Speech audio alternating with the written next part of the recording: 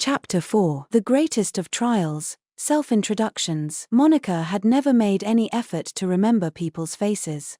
Living by herself in her mountain cabin, she had needed to recognize only the barest minimum of acquaintances. Unfortunately, as a result, she wasn't familiar with the face of the very person she was supposed to guard, the second prince. And if she was going to be a student here while protecting him, she'd have to memorize the names and faces of everyone around him, too. And so, since coming to Serendia Academy, she was finally putting in the effort to remember people again. Monica had an easy time remembering people when she wanted to. She had a bit of a special ability. She could, to an extent, measure lengths and angles just by looking at them, without the aid of a ruler or other such device. So all she had to do was compute the widths and angles of a person's facial features and simply remember those numbers. Monica Norton. This will be your homeroom teacher, Mr. Thornley. On the first day of classes, the headmaster took her to the faculty room and introduced her to a male teacher. The teacher looked around 40, and he wore his grey-streaked black hair combed back. His cheeks were thin, he wore round spectacles, and his facial features made him appear high-strung. Monica committed the man's face, or rather his numbers, to memory, the angle of his jaw and the width of his eyes. This is the teacher who was with the student council members yesterday. Mr. Thornley didn't seem to remember her, though, as he made no particular mention of the previous day's events. My name is Victor Thornley, he said. I teach fundamental magecraft. Mr. Thornley is a graduate of Minerva's. He has a high mage certification, as well as several accolades from the Mags Guild for the invention of new magical formulas. The headmaster went on, boasting about Mr. Thornley's history and achievements as if they were his own. Being an alumnus of Minerva's, the greatest mage-fostering institution in the kingdom, and having a high mage's license made him an elite among elites. Monica could understand why the headmaster would be so proud of having the man as a teacher. Knowledge of magecraft was considered a type of refinement for aristocrats. After all, Mr. Thornley has also been advisor to the student council for 5 years now. It is difficult to understate how much of an honor it is to be the advisor to Serendia Academy's student council. Headmaster, we must be going soon, interrupted Mr. Thornley, checking the pocket watch in his left hand. The headmaster grinned and gave a smooth apology before going back to his seat. Mr. Thornley fussily adjusted his glasses, then looked at Monica as if evaluating her. By the way, I still haven't heard you introduce yourself. Well, Monica looked down and began to fidget with her fingers. The teacher turned a sharp glare on her. Back straight. Why yes, sir. The reprimand caused her to give a start and stare back up at him. She was still too scared to look him straight in the eye, though. As her gaze drifted, Mr. Thornley gave an ostentatious sigh. Serendia Academy is one of the greatest schools in the land. We expect a certain degree of character and an impeccable level of culture in our students' attitudes. Monica could tell he was implying she lacked both. In truth, she'd been a commoner before her appointment to the Seven Sages, so she really didn't have the culture that came with a noble upbringing. Can you at least offer me a proper greeting? I am so, sor. Lamentable, said Mr. Thornley, cutting her off midway through the awkward apology and walking away. Class is beginning. Come with me. Why yes, sir. Back straight, he barked. Monica, half in tears, fixed her posture and followed him. Though she usually stuck with her favorite time-worn robe, today she wore the Serendia Academy uniform, a mostly white one-piece dress with a bolero over the top and a pair of white gloves. Even at Minerva's, noble children would choose to wear their own pair of gloves, but here at Serendia Academy, they were part of the uniform. Monica kept clenching and unclenching her hands, not able to get used to their sensation. Inside the gloves, her palms were slick with sweat. Eventually, they arrived at the classroom, where Mr. Thornley had her stand in front of the podium. Everyone, your attention, please, he announced. A new student will be joining us today, Lady Monica Norton. Her classmates' eyes were all focused on her. That alone was enough to make her dizzy. She felt like a criminal standing trial. Please introduce yourself, prompted Mr. Thornley. Monica's throat began to seize up. Just being exposed to people like this was almost unbearable, and now he wanted her to introduce herself. I have to say something. In times like these, Louis had taught her, all she needed to do was say my name is, then her name, then bow or curtsy. But for Monica, Even that was a daunting trial. She opened her mouth to try anyway but managed only to flap her lips without actually saying anything. Mr. Thornley gave a particularly audible sigh, not bothering to hide his exasperation. It was like a knife in her heart. "All right," he said, "take your seat. Yours is the farthest one back along the wall next to the hallway." Still unable to respond, Monica headed for her seat, legs shaking. Eventually the lesson began, and Monica's brain absorbed absolutely none of it. "Excuse me." Monica had been sitting stock still in her chair despite the start of break time when she heard a voice from right next to her. Was someone speaking to her? But what if they had the wrong person? Monica found herself unable to look up or respond. This time, the person tapped her shoulder. "Look, I'm trying to talk to you here, new student." Monica gave a start, then awkwardly lifted her face. Looking down at her was a girl with flaxen hair. She was fair-skinned, with large eyes, and gave off a spirited air. Her hair was done up in intricate braids, and equally intricate-looking earrings hung from her ears. "I'm Lana Colette," said the girl, giving Monica a close inspection from head to toe before putting her hand on her waist. "Hey, why do you wear your hair in basic braids like that? You look like a country bumpkin. Nobody else at this school styles their hair that way." As Lana pointed out, Monica's light brown hair was parted into two loose, simple braids. Louis had taught her several hairstyles befitting a noble girl, but they were all too complicated, and she couldn't remember any of them.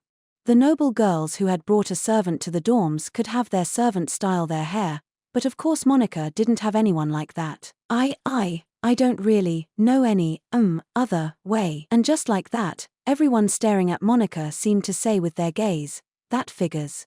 With that statement, she had disclosed that she hadn't brought a servant with her.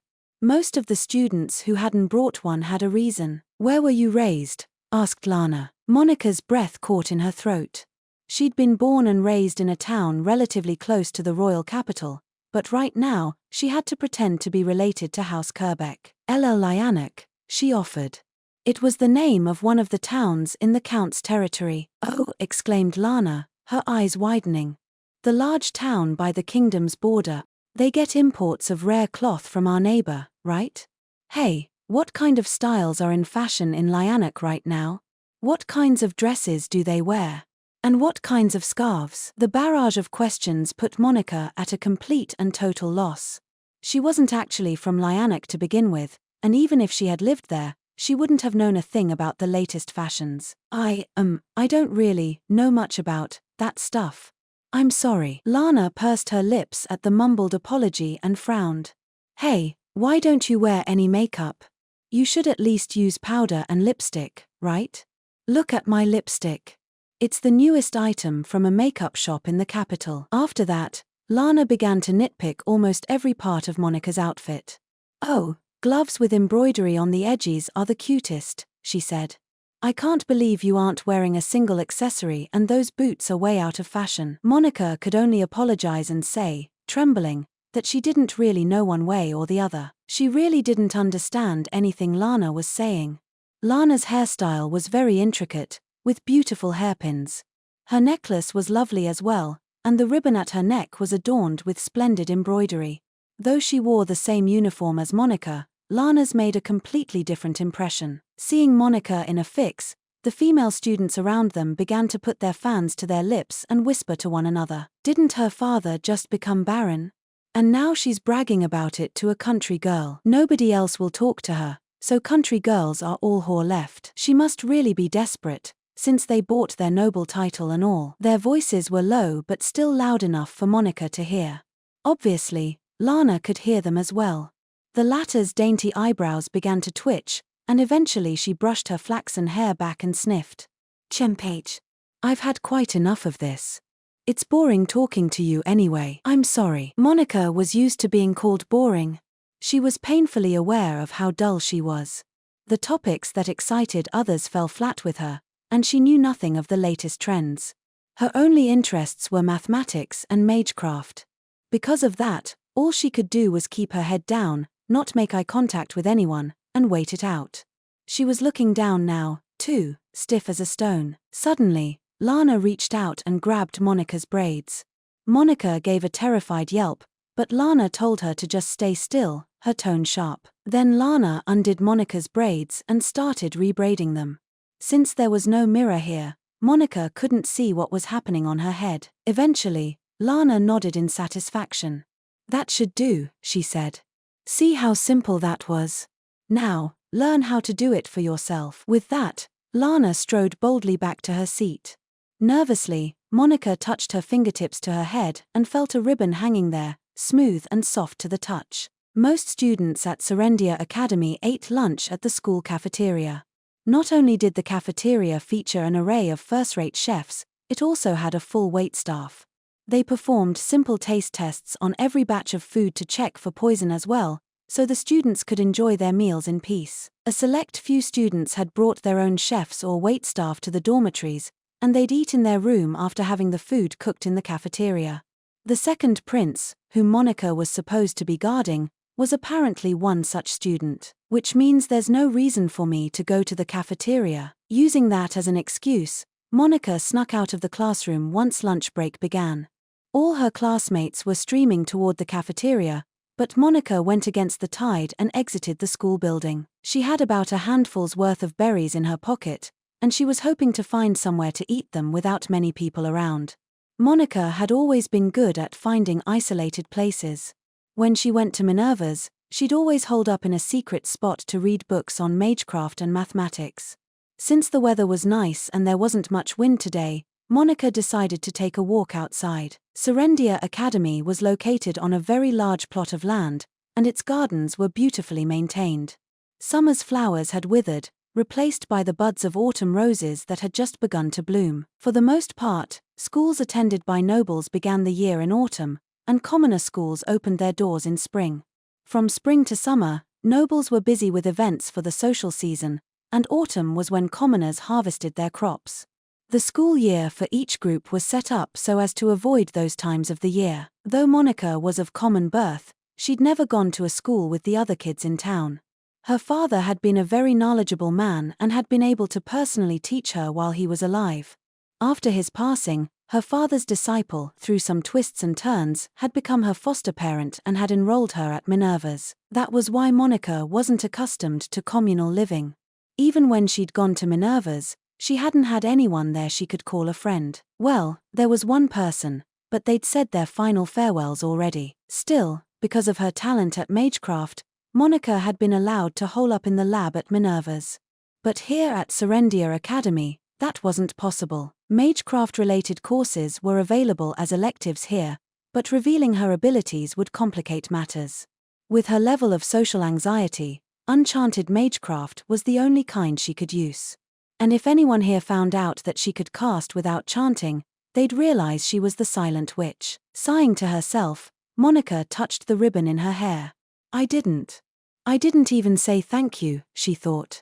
It was always like this.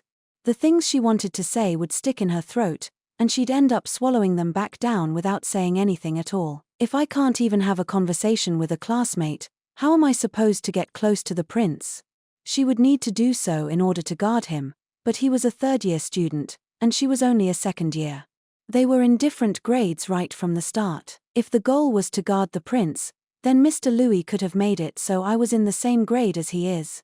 No, wait, if he was really serious about it, he'd have sent a man. After all, the girls' and boys' dormitories are separate here. Louis Miller may have been arrogant with a deeply flawed personality, but he was talented. He knew very well that this mission couldn't be allowed to fail under any circumstances. And yet, his plan to protect the prince was full of holes. Even just sending someone extremely shy like Monica into the academy had been reckless. I wonder if Mr. Louis has something else in mind, she mused. As she was cutting through the gardens, she suddenly spotted a large fence near the back of the campus.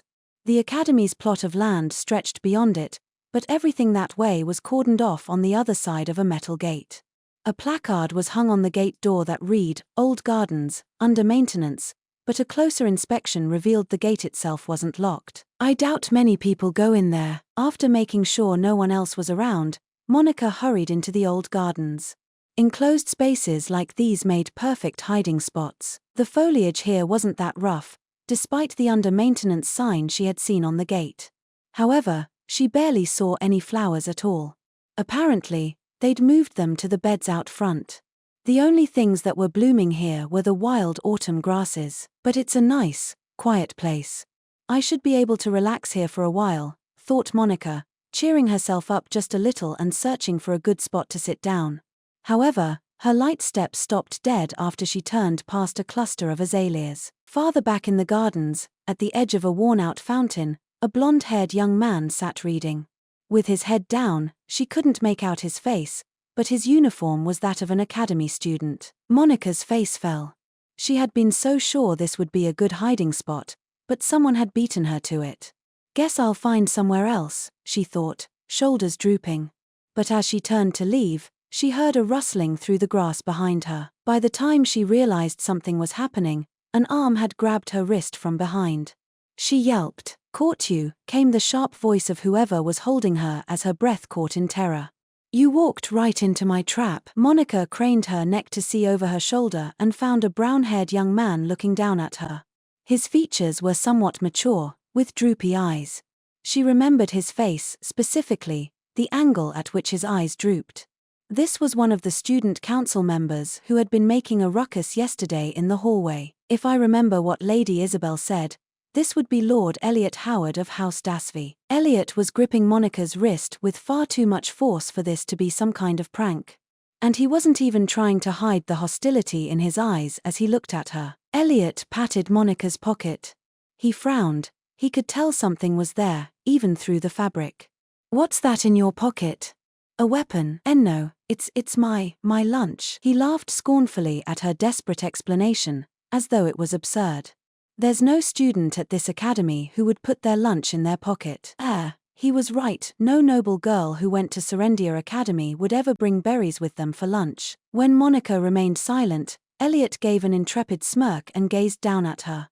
"I know the face of just about every single student here except first years. Judging by your uniform scarf color, you're a second year. But I don't recall ever seeing you. So it would only make sense to assume you're an infiltrator disguised as a student, right?" He paused for effect. "Now confess. Who hired you?" Monica had passed by Elliot yesterday, but it had been for only a very short time, and she'd been looking down. He probably hadn't gotten a good view of her face. Intimidated by the enmity in his voice, she started to tremble like a small animal. No. I'm scared. He's scary. This is scary." Having fallen into a panic, she quickly cast a wind spell without chanting.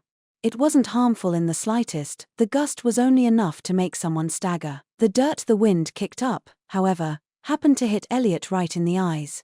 He let go of her and rubbed at his face. I have to use this chance to get away." Monica, blind with adrenaline, slipped from Elliot's grasp and began to flee, or at least, she tried to. She was hopelessly uncoordinated. When she turned around, her foot twisted, and she fell over on the spot. She gave a silly-sounding yelp as she hit the ground. The impact caused the berries to fly out of her pocket and scatter everywhere. "Oh no, oh no, oh no." As she tried to get up, completely flustered, someone grabbed her arm. Nervously, she turned around and ended up looking straight into Elliot's droopy eyes. "You're not going anywhere." Ennu. As Monica broke into loud bawling, the blonde-haired young man, who had been watching the exchange from his seat on the edge of the fountain, opened his mouth to speak. "Elliot, let the girl go." "What? But why? If she came all the way here, she can't be an academy student. I'd bet you anything Aaron sent her as an assassin to." Before Elliot could finish his sentence, the blonde boy raised his index finger to his mouth. The former stopped talking, seeming embarrassed, and released Monica's arm. As she sat there in a daze, the blonde young man squatted down next to her and picked the berries up off the ground. Monica gave him another look. He had very handsome features. Framed by long eyelashes, his eyes were mysterious, a bright sky blue with just a hint of green in them. "I heard a new second-year student joined us this year. Would that happen to be you? What did they say your name was?" "Ah yes. Lady Monica Norton." Sniffling loudly, Monica nodded. The blonde young man, still gathering the berries, looked at Elliot. "See? She isn't an assassin, just a little squirrel who happened to get lost." He took Monica's hand and placed the berries he'd picked up into her palm. "I'm sorry we got in the way of your lunch." Monica tried to thank him. He'd gone through the trouble of kneeling to gather the berries. But she was so nervous that she couldn't form words. "I have to properly tell him thank you." As her mouth formed a TH shape, lips trembling, the young man suddenly looked up, then put his arms around her and pulled her close. "Watch out." Hair. Monica followed his gaze and noticed something hurtling down from overhead. If they did nothing, it would fall on one or the other of them. Wasting no time, she silently used a spell to create a strong wind. The gust blew into the falling object just enough so that it landed beside them instead of on top of them. The object made a crashing noise and broke into several pieces. It had been a flower pot, and it had fallen from right above them. Depending on where it hit, it could have caused more than a simple injury. "It's a good thing that wind blew through. Are you all right?" asked the young man, still holding Monica and sounding worried. Monica, however, was in no state to reply. First, she'd been mistaken as a suspicious person and restrained, then a flower pot had almost fallen on her head, and now she was being held in the arms of someone she'd only just met. Her mind simply couldn't keep up with the string of unexpected events. She'd been stretched to the breaking point, and snap. "Ooh!" Monica's eyes rolled back in her head. Frantic, the blonde young man caught her before she could fall to the ground. A large black shadow stood before Monica's eyes. It flickered and swayed as if cast by the light of a candle. As she gazed up at it in a daze, she thought, "Oh no. He's been drinking again." The black shadow looked at Monica, ranting and raving. It was best not to say anything unnecessary in situations like this. So she kept her mouth shut, looked down, and thought about Old Man Sam's pigs. 1 pig, 1 pig, 2 pigs, 3 pigs, 5 pigs, 8 pigs, 13 pigs, 21 pigs. I was so happy when I realized that, aside from 1, no 2 adjacent numbers have a common factor. When I told Dad that, he praised me for noticing it. As Monica mused vacantly, the black shadow swung the alcohol bottle in its hand down toward her. There was a loud crash. Shards flew everywhere. Shards of the bottle? No, it was a flower pot. Whoa. Monica bolted upright, then gripped her chest to try and quell the incessant pounding of her heart. She had the feeling she'd just had a scary dream. The back of her head throbbed dully. She exhaled. As she was getting her breathing under control, she heard a voice from right next to her hesitantly ask, "Are you all right?" Monica awkwardly turned her head to look. A female student she didn't recognize was gazing at her with worry. She was a short girl, with hair the color of hazelnuts and a calm demeanor about her. "Who are you?" stammered Monica awkwardly, shy as ever. The girl gave a faint smile. "Selma Karsh. We're in the same class. I'm the class health officer. I heard you had collapsed and were brought to the infirmary, so I came to see how you were doing." "Oh," she thought. "I'm on a bed in the infirmary." The blonde young man had probably carried her here. What was going on with them? She wondered. She'd only been looking for a place to eat her lunch. But instead, for some reason, she'd been mistaken for an intruder and almost hit by a flower pot. She felt like so much had happened, and just in the span of her lunch break. It had been pure luck that she'd been able to evade the flower pot with her spell. If she'd been just a moment later, it would have been too late, even omitting the chant. As she began to tremble, recalling the fear she'd felt, Selma reached out a pale hand and gently fixed Monica's messy bangs. Those slender white fingers and light pink nails, Selma's hands were completely free of scratches or scars. They were the hands of a maiden who had never done any real work. And they were completely different from Monica's, covered in writing callus. "Classes are over for the day, so if you want to return to your dorm, go ahead. I'll tell Mr. Thornley that you woke up." Saying no more, Selma quietly left the infirmary. The sky outside the window was dyed the reds of sunset. Quite a lot of time had passed while she'd been sleeping. Monica got out of bed, then plodded back to her dorm, head hanging. She hadn't been around this many people in a long time, so her body and mind were utterly exhausted. Her feet were so heavy, she felt like they were bound with lead shackles. At the girls' dormitory, with dinner approaching, the female students were standing in small groups here and there, entertaining themselves with light conversation. Monica kept her gaze firmly down and away from all of them as she made her way up to the top floor. Walking in the corners away from prying eyes was custom for her, whether in this academy or in town. It had been since long ago. She'd always been an outsider, unable to blend in where people congregated. Eventually, she reached the storage room on the top floor. She climbed the ladder in the back and pushed open the door in the ceiling that led into the attic room.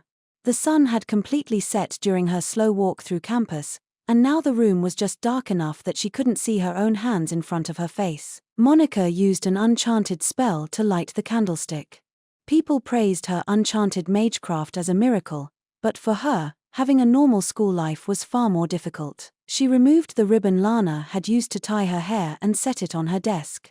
Then she spread out a handkerchief and placed the berries on top. They had still been in her pocket. Talk. She heard a knocking at the window. When she looked over, she could faintly see the outline of a black cat against the night. She unlocked the window, and Nero deftly used his front paw to push it open. "Welcome back, Nero." "Yep, I'm back. And with a whole load of information to boot. Compliment me, Ham. Thank you. Listen and be amazed. The second prince is a third-year student and the student council president." These were facts she'd known for a while now.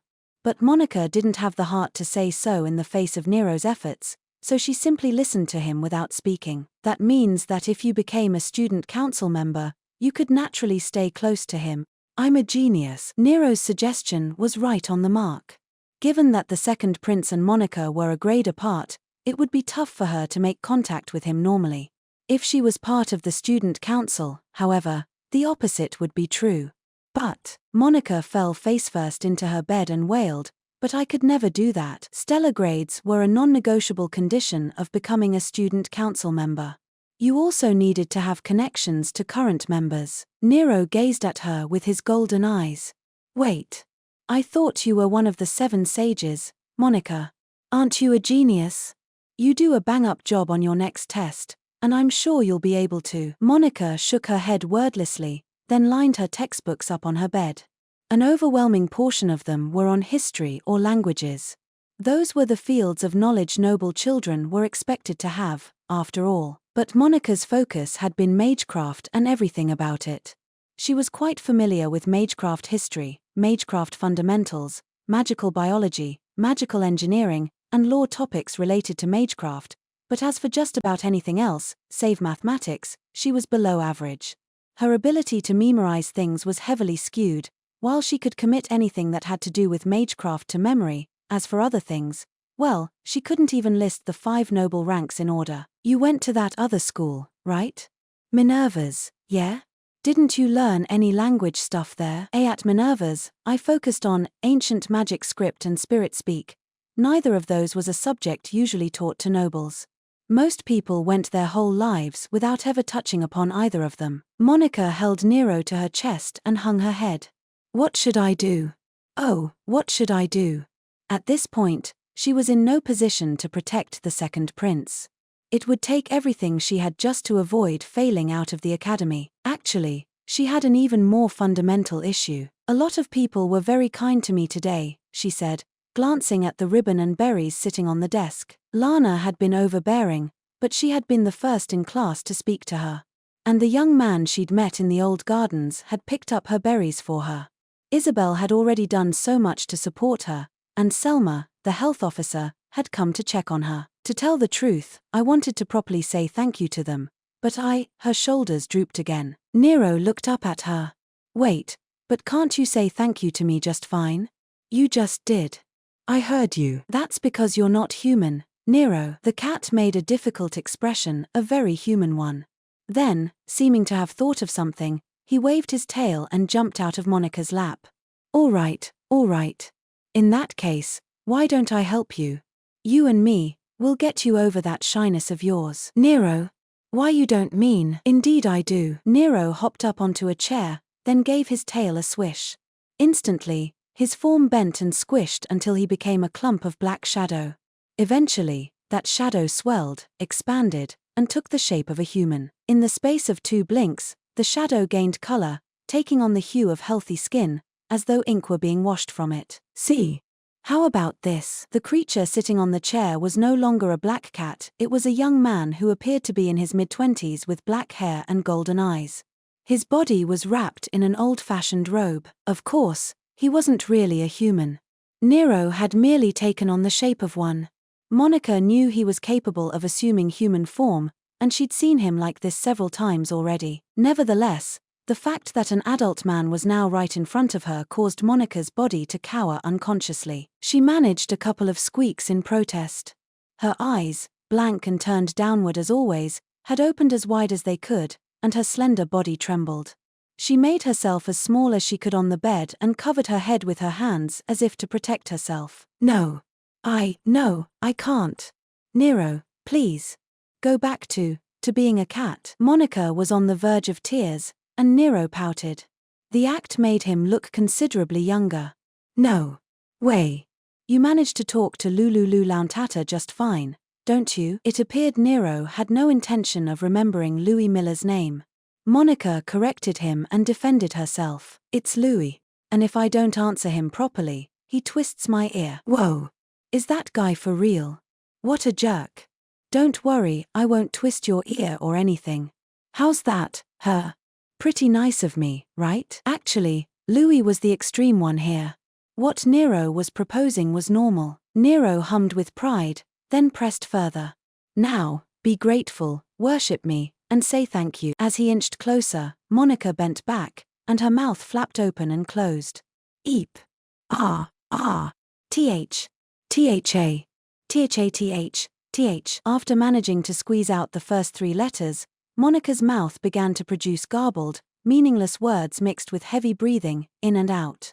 Out of context, she would have appeared ill. Nero turned away like a sulking child. Chmph. I get it.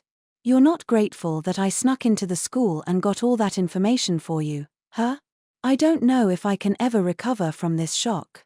I'm so hurt. I want to hear thank you, not I'm sorry. Come on.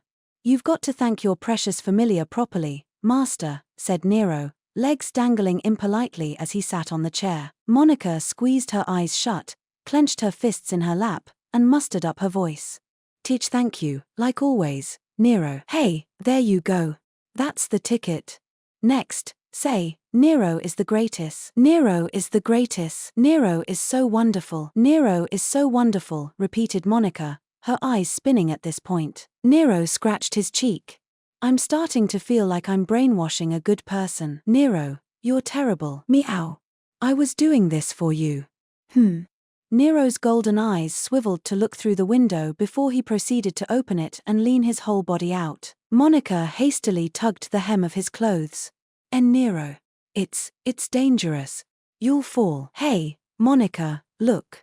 That guy in the boys' dormitory yard looks suspicious. She got up next to him and leaned out the window herself, then directed her gaze toward the boys' dormitory.